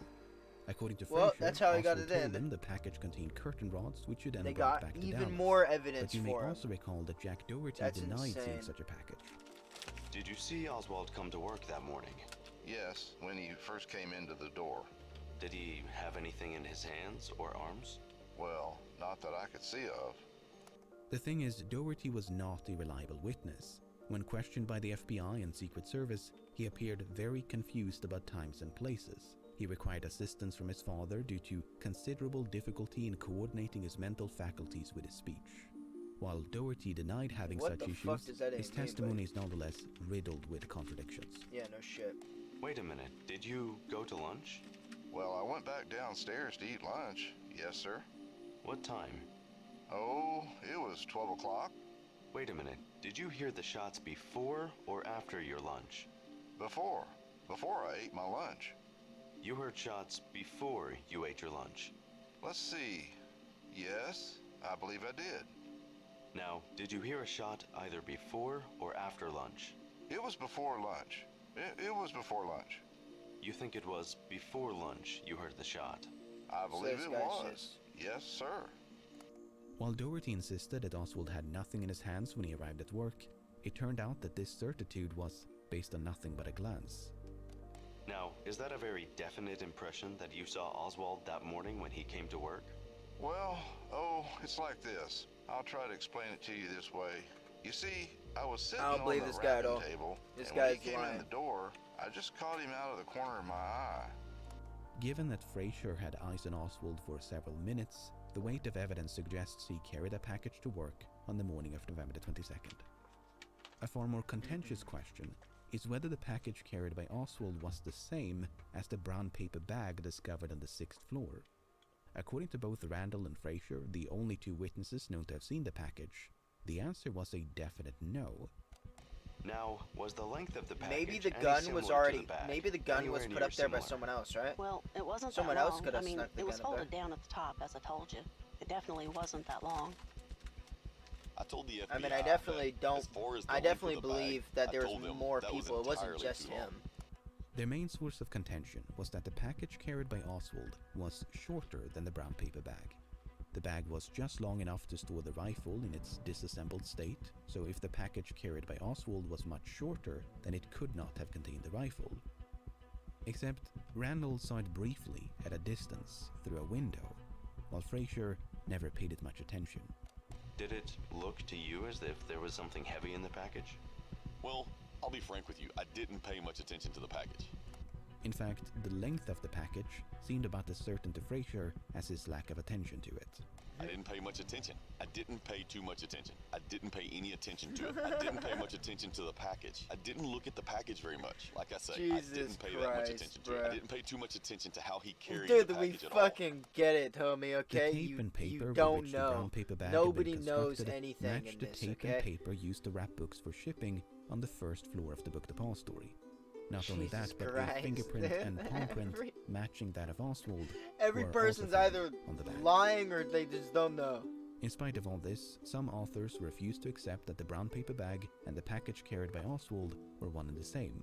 Instead, the argument tends to be that the 20 bag minutes was left? fabricated by authorities 30 minutes in an left. effort to frame Oswald. But you then have to square that against no curtain rods being found inside the book depository, Oswald already having curtains in his rented room in Dallas, him failing to obtain permission from his landlady to redecorate, him supposedly being in such urgent need of curtain rods that he just had to return to Irving on Thursday instead of waiting just one more day, No, him he neglecting definitely to mention went anything back about to curtain go rods to his wife get a Ruth gun, Payne upon his and arrival, also- and that's despite the fact Actually, I that don't Payne even- actually had some maybe spare he curtain didn't rods in her even- I garage. don't know. Definitely wanted to see The his same wife, garage though, 100%. where Oswald stored his rifle. Okay, How did you no, learn no, of no. the shooting of President Kennedy? He did get the gun. I was watching television and Ruth said someone had shot at the president. What did you say? It was hard for me to say anything. We both turned pale. I went to my room and cried. Did you think immediately that your husband might have been involved? No. Obviously Did not. Mrs. What the Payne fuck? say anything about the possibility of your husband being involved? No, but she only said that, by the way, they fired from the building in which Lee is working. My heart dropped. I then went to the garage to see whether the rifle was there, and I saw that the blanket was still there, and I said thank God. Did you look in the blanket to see the if the rifle, rifle though? was there? I didn't unroll the blanket. It was in its usual position, and it appeared to have something inside. When did you learn that the rifle was not in the blanket? When the police arrived and asked whether my husband had a rifle, and I said yes. Then what happened? They began to search the apartment. When they came to the garage and took the blanket, I thought, well, now they will find it. They opened the blanket, but there was no rifle there. Oh shit, son. Well, I mean, got the rifle. Around the time of the rifle's discovery on the 6th floor of the book depository, Captain William Fritz was appraised of Oswald's absence. Fritz immediately left the building. Everything's and coming returned to together. his headquarters. Once you like weave out the 90% people that are lying, you know what I'm saying? And then just like listen to goddamn, excuse me. Listen to like, 3 or 4 people, you kind of get the story. We were standing in the hallway when Captain Fritz walked in. He walked up to my colleagues and made the statement to them, "Go get a search warrant and pick up a man named Lee Oswald." And I asked the captain why he wanted him, and he said, well, he was employed down at the book depository, and he had not been present for a roll call of employees. And we said, "Captain, we will save you a trip, because there he sits."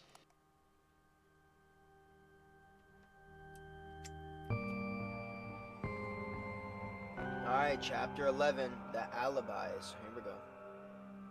The alibis, huh?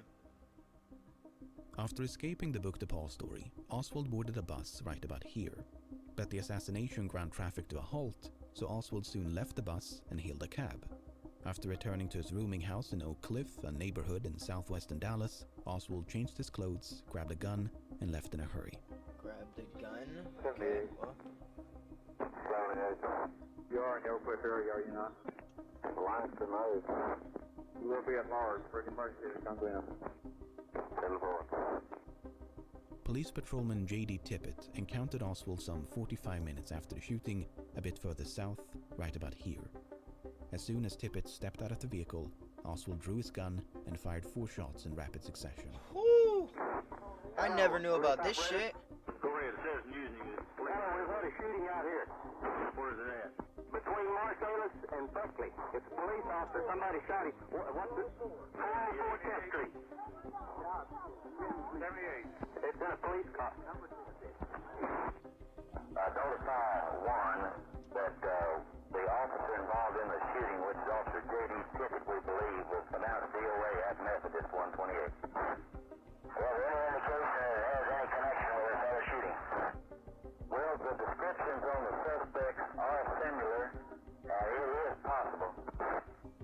Oswald was then caught sneaking into a nearby movie theater without purchasing a ticket. A movie theater? What the fuck? What? He's just gonna go see a fucking movie? A large contingent of officers descended upon the theater. They surrounded the building, switched on the lights, and approached the suspect. Flanked by officers, Oswald drew a gun, and a brief scuffle ensued. But this time he was quickly subdued, handcuffed, and taken to police headquarters back in downtown Dallas. Over the next 2 days, between his arrest and untimely death, Lee Harvey Oswald was interrogated by members of the Dallas Police, FBI, yeah, I know Secret he was Service, killed and as he was leaving the None building. of it was recorded. None of it was recorded? Are you fucking kidding No, sir. I don't have a tape recorder. We need one. If we had one at this time, we could have handled these conversations far better. That's the Dallas Police Department doesn't have one. No, sir. I have requested one several times, but so far, they haven't gotten me one. That's actually egregious. So, as fuck. no one knows exactly what was said inside this room. Instead, we have to settle for the cliff notes. And of especial interest to us is Oswald's alibi. These people have given me a hearing without legal representation or anything. Did you shoot the president? I didn't shoot anybody, no, sir. You just heard Oswald, who said he did not shoot anybody. Oswald vehemently denied any involvement in the assassination. Instead, he claimed to have eaten lunch with 2 co-workers on the first floor of the book Depository. One of them was a black co-worker whose name Oswald could not recall. The other was James Jarman. Were you with anybody when you were walking around on the first floor finishing your sandwich? No, I wasn't. I was trying to get through so I could get out on the street. Did you see Lee Oswald? No, I didn't. After his arrest, he stated to a police officer that he had had lunch with he's you. obviously just Did you have lunch with him? Right? No, sir, I didn't. But according to another interrogator, Oswald's claim was not to have eaten lunch with Jarman and this unnamed co-worker, but merely that he saw them pass through the lunchroom while he was eating.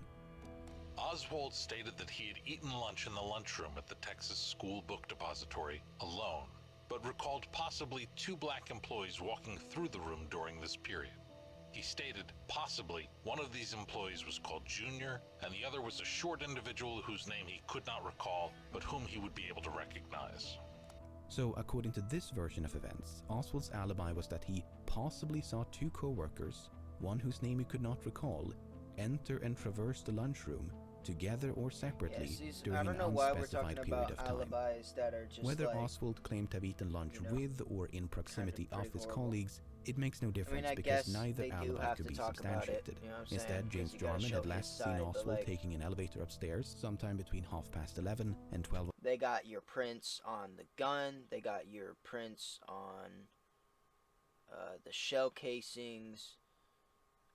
Like, they have so much evidence. William Shelley and Eddie Piper had last seen Oswald roaming about the first floor around noon, at which time Oswald had told Piper that he was either going out or going up to eat lunch.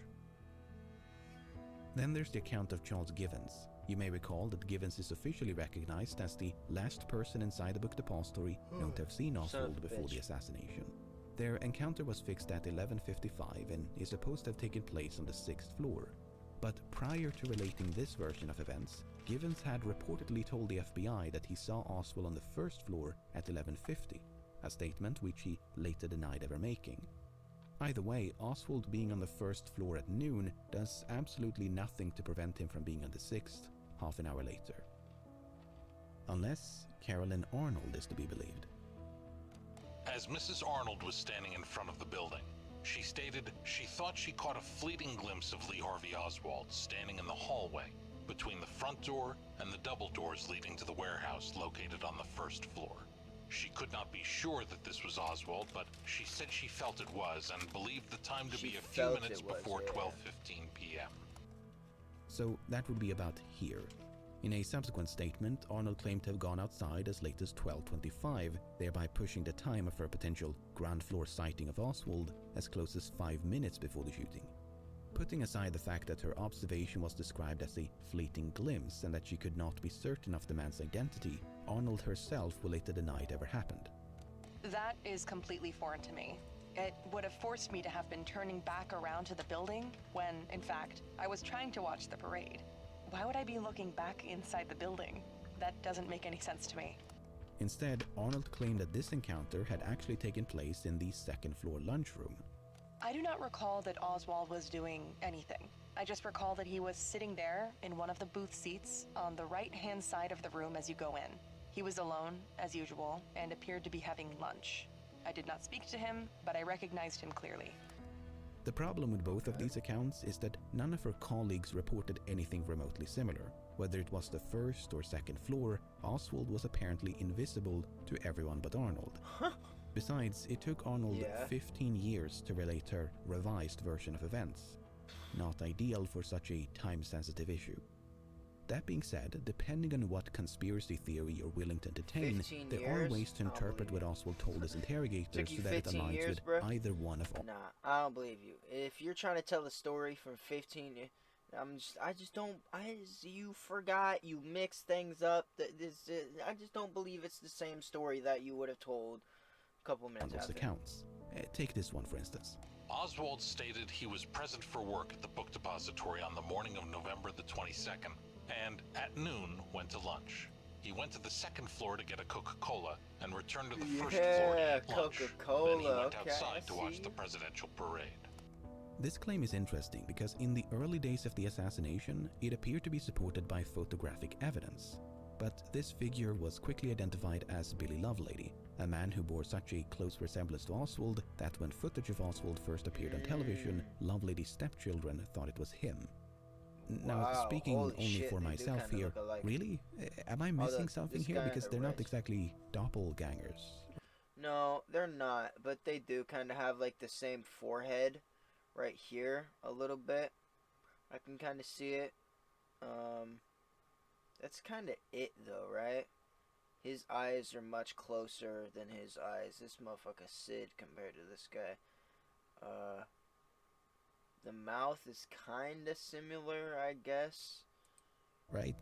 Anyway, in recent years, another such figure, this time with even fewer pixels to work with, has once again been the subject of debate.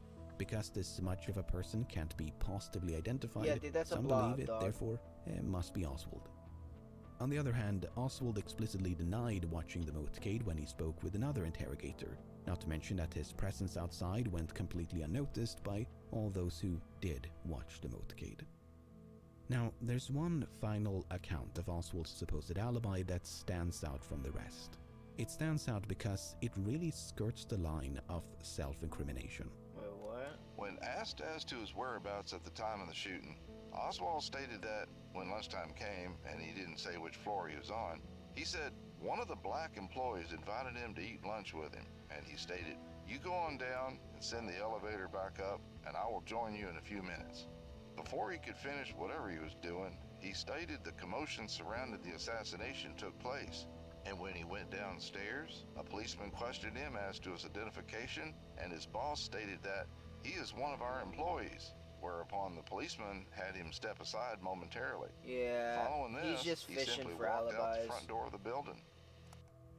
If this is an accurate recollection of what Oswald said, he placed himself on a floor above the second at the time of the shooting. While he neglected to mention which floor, he described a conversation between himself and an unnamed black co-worker, which sounds remarkably similar to the one described by Charles Givens. Yeah, exactly. This would mean that Oswald, seemingly by accident, placed himself on the 6th floor during the shooting. After that horribly confusing mishmash of stories, what have we learned? Well, Oswald... Dude, we've learned fucking basically that every single human lies. Is essentially what we learned. Everyone's making up stories. It's also possible that what he said was misunderstood or otherwise misrepresented by the interrogation participants. As mentioned at the beginning of all this, we don't actually know what Oswald said. This is all based on second-hand accounts related days, weeks, or even months after the assassination. But the main takeaway has to be the lack of corroboration. With the exception of Carolyn Arnold, a highly unreliable witness, no one laid eyes on Oswald between roughly noon and the shooting. At least, no one inside the book Depository.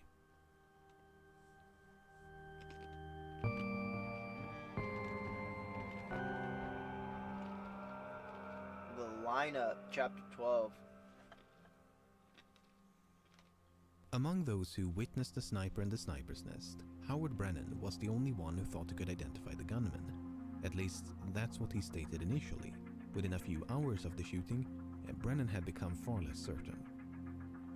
Upon arrival at the police station, Mr. Brennan said, "I don't know if I can do you any good or not, because I've seen the man that they have under arrest on television." And he said, "I just don't know whether I can identify him positively or not." Because he said that the man on television was a bit disheveled, and his shirt was open or something like that. And he said, "The man I saw in the book Depository was not in that condition." Brennan was then brought down to the basement of the police station to view a lineup of suspects. Among them was Oswald. Mr. Brennan looked very carefully, and he said, How "I many cannot people, positively though? say." I said, "Well, is there anyone there that looks like the man in the book Depository?" He said, "Well, that second man from the left, who was Oswald, he looks like him." Then he repeated that the man he saw in the book Depository was not disheveled. So that's not ideal. While Brennan Four did people. pick Oswald from a lineup, that identification was far from certain. But if Brennan is to be believed, this uncertainty was not genuine, but merely an act intended to protect his family. I believed at that time, and I still believe, the assassination was a communist activity.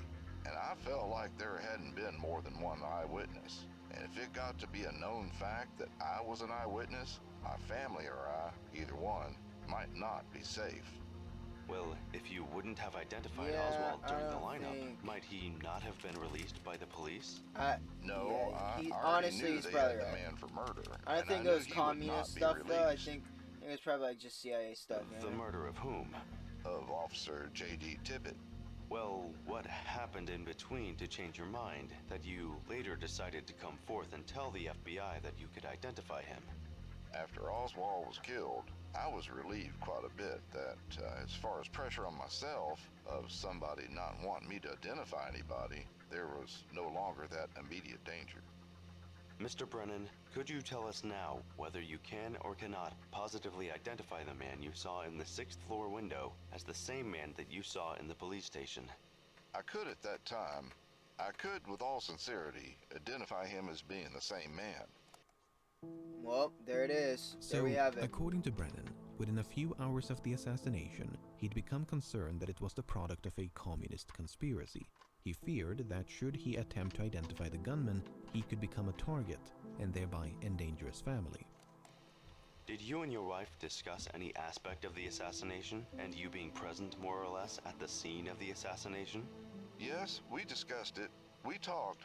I talked of moving her and my grandson, who was living with us at that time, and my daughter, moving them out of town somewhere in secrecy. My wife seemed to think that a person can't get away wherever they go. So when Brennan was brought down to view a lineup later that evening, he feigned uncertainty to protect his family. At least, so he claimed. I mean, I'll leave it up to you to decide whether does to make believe sense, I or guess. disbelieve Brennan's story. I believe him more than On Sunday morning, November the 24th, the other people. Oswald was scheduled for Pop my transfer from the motherfucking city foot, to son. the county jail. Reporting from outside the police station, a local news correspondent couldn't help but to jinx the whole shebang. Now, this is the armored truck that will carry Lee Harold Oswald from the basement here of Dallas Police Headquarters downtown to the Dallas County Sheriff's Office and the Dallas County Jail. Strict security precautions have been exercised from the very beginning and have been even increased this morning as fear arises and grows stronger that someone may attempt to take the life of the man accused of murdering the President of the United States. Wow, you jinxed him. Holy shit. He's been shot. He's been shot. Lee Oswald has been shot. Wow, they jinxed him. Doctors at Parkland Hospital said that the single shot could scarcely have done more damage to a body than that shot did to Lee Harvey Oswald. It penetrated his spleen, his pancreas, the aorta, the kidney, and the liver. Bro, holy Oswald fuck. expired at 1:07 p.m. He died at 1:07 p.m. We have arrested the man. The man will be charged with murder. Who is he? The suspect's name is Jack Rubenstein, I believe. He goes by the name of Jack Ruby. That's all I have to say. Damn, son.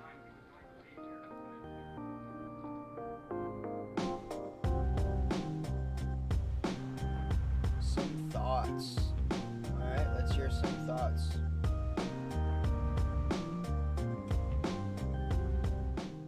Throughout this video, we've encountered witnesses who not only contradicted each other, but also themselves. Central to many arguments of conspiracies that these contradictions represent attempts by the conspirators to conceal the truth. To give you an example, Charles Givens initially claimed to have seen Oswald on the first floor at 11:50. Then he denied ever saying that and claimed to have spoken with Oswald on the 6th floor at 11:55. Some authors have found this change a bit too convenient and suspected Givens was coerced to change his story by the conspirators. In support of that conclusion, we have this document in which Dallas Police Lieutenant Jack Revel said the following. Lieutenant Revel stated that Givens had been previously handled by the Dallas Police Department on a marijuana charge, and he believes that Givens would change his story for money. About 2 months later, Givens did precisely that. He changed his story. But let's have a think about this. According to this interpretation of events, the conspirators had free rein to dictate Givens' testimony. They could have told him what to say or perhaps rewritten his testimony after the fact. You may recall that that is precisely what Victoria Adams claimed and Carolyn Arnold implied earlier in the video, that someone had put words in their mouth by altering the written record. Okay, so wielding that near limitless power, what words did the conspirators choose to put in the mouth of Givens?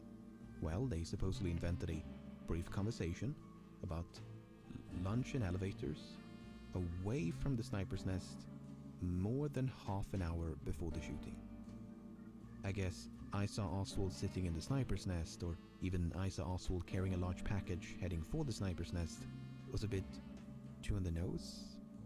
The same is of course true of every other witness in Dealey Plaza. Apart from the doubtful identification by Howard Brennan, no one could actually place Oswald in the sniper's nest at the time of the shooting. I really cannot except for the stress this people enough. that were like It apparently directly did under not the occur to the conspirators to have at least where the one shooting took witness place. unambiguously identify Oswald as the assassin. Better yet, take a photograph. For all this talk of witness coercion and evidence tampering, that seems like a bit of an oversight.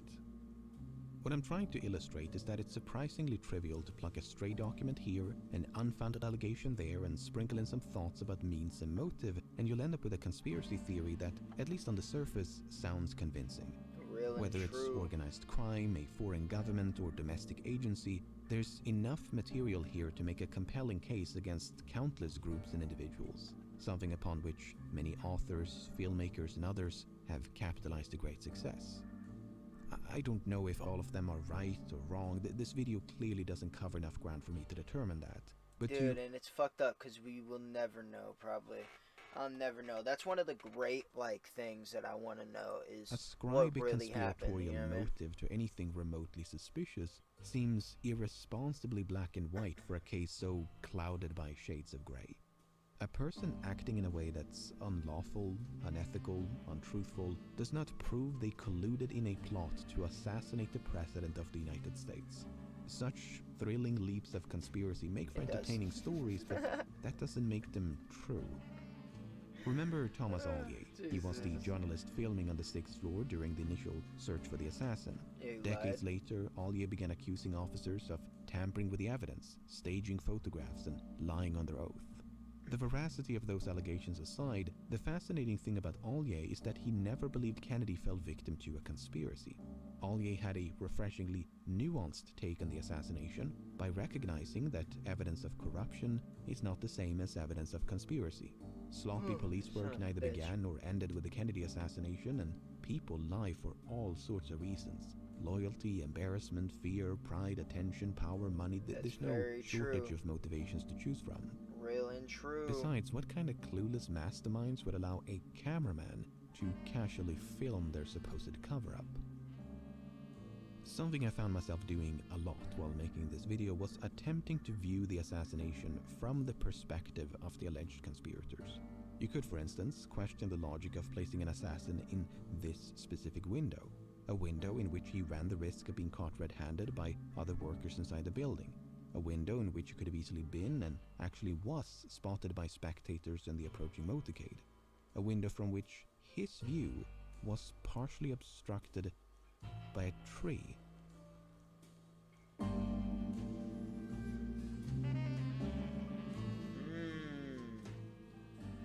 You can also question the logic of using a sniper to shoot at a moving target in the first place, especially when that person had a tendency to stand still in very exposed public places. If Oswald acted alone and the assassination was a crime of opportunity, these less than ideal choices start to make a lot more sense. He found himself at the right place at the right time, had mere days to prepare, and used the only building to which he had access. Oswald did shoot, and there was another person probably over here or you know, fucking somewhere. There's another person somewhere shooting. But for a group of conspirators to handicap their own assassination plot requires a bit more ingenuity to explain. But we'll never know. Patsy, he was supposed to get caught. That's basically the gist of it, is we will never know. But there's so much of that in this case. So much had to go just right for a conspiracy and the subsequent cover-up to succeed. From the roundabout process by which Oswald was hired at the book depository to the selection of the motorcade route. From Oswald's narrow escape and subsequent arrest to him being given multiple chances to speak with the press. From the supposed tampering, suppression and planting of evidence to dozens of expert witnesses being successfully fooled or coaxed to lie under oath. Not only would a plan as complex and prolonged as this one have been difficult to predict with countless points of failure, but it seems, and excuse my language here, a bit overkill. Yes, Kennedy was the President of the United States, but he was not exactly difficult to access. He was rather famous for abandoning his Secret Service detail and wandering off into crowds. In fact, that's precisely what he did on multiple occasions during this very trip. Now decided to shake hands with one or two more people, but this is the moment where the Secret Service has its point of tension. They say, when the president stops moving, that's when we're concerned, because that is when the possibility of trouble comes to the forefront. This was one of those impromptu moments for which President Kennedy is so well known. So many times you have heard that the Secret Service men suddenly find themselves without the president, that suddenly he has left them and stepped into the crowd and decided to shake hands and give his personal greeting. That would never You could say perhaps that this is more the norm now than the unexpected, because it has been done so many times. As this news correspondent was alluding to just a few minutes before the actual shooting, all it takes is one person with a gun at point-blank range. Not unlike the shooting of Oswald. Think about that the next time you watch a documentary or read one of the thousands of books implicating members of the Secret Service, FBI, CIA, Dallas Police Department, politicians, lawyers, doctors, investigators, witnesses, and so forth. Think about how all these alleged co-conspirators did not have to be a part of any of this. Just one person in a crowd whose guilt is assured the moment they pull the trigger. By roping in this ensemble cast of characters, it inadvertently makes the conspirators seem clueless. I like to imagine a conference room, and up against the wall stands a board upon which they've mapped out the whole thing. All the people they need to manipulate, all the evidence they have to fabricate. This is basically about it, yeah? Yeah, the rest is just gonna go into fucking the credits. Oh, dude, that video was so fucking long. I feel like I lost about 40% of my brain cells watching that. Holy shit. All the people lying too. Yo, hey, make sure to go subscribe to Lemmino if you haven't already, chat. Hey, yo, if you liked the video, subscribe if you're new, and I'll catch you next time, man. Deuces.